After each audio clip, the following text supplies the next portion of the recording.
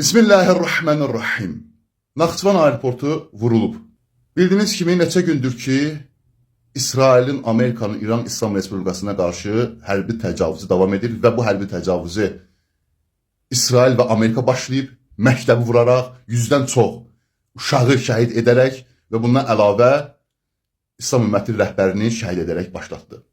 Və buna cavab olaraq tədbirlər görür və məntəqədə yerləşən Amerika hərbi bazaları vurulur İran İslam Respublikasının ordusu tərəfindən və güclü zərbələr endirilir bu bazalara və 500-dən çox Amerika əskəri məhv edilib və otellərə qaçıblar bazalardan. Bildiyiniz kimi Dubayda, Əbu Dabidə, Bəhreyndə, Qətərdə, Kuveytdə yerləşən hərbi bazalardan Amerika öz əskərlərini gizlətmək üçün otellərdə yerləşdirib və İran İslam Respublikasının ordusu dəqiq zərbələrini həmin otellərdə olan otaqlardakı Amerikanın hərbiçiləri gizləniblər, oraları vuraraq məhv edir.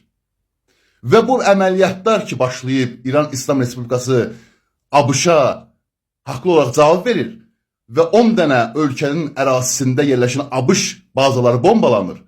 Neçə gündür İran İslam Respublikası tərəfindən. Bir dənə olsun belə məktəb vurulmayıb.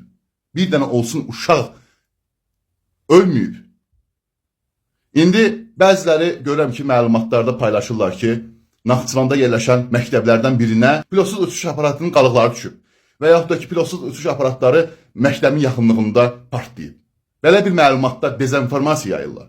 Əsla belə bir məsələlərə inanmayın. Ona görə ki, İran İslam Respublikası neçə gündür Birləşmiş Ərəb Əmirliklərində, Kuveytdə, Bəhreyndə, Qətərdə, Səudi Ərəbistanda, hətta İsrailin özündə hərbi əməliyyatlar keçirir. Bir dənə məktəb vurmayıb, bir dənə uşaq öldürməyib. Ancaq hərbi yerləri dəqiq şəkildə məhv edir. Və o hərbi yerlər ki, yəni Siyonist İsrail rejimindən başqa, orada İsrailə kömək edilir. Orada qondarma, uşaq qatili olan, Qəzzada 70 min insanı şəhid edən, günahsız insanı şəhid edən İsrailə kömək edilir. O yerlər vurulur. Yəni, belə dezinformasiyalara inanmayın. Yəni, onu bilin ki, İslamla haqq tərəfdə olun, haqq cəbhəsi tərəfdə olun, batıl cəbhəsi tərəfdə olmayın. Esselamu aleykum və rəhmətullahi və bərəkatuhu.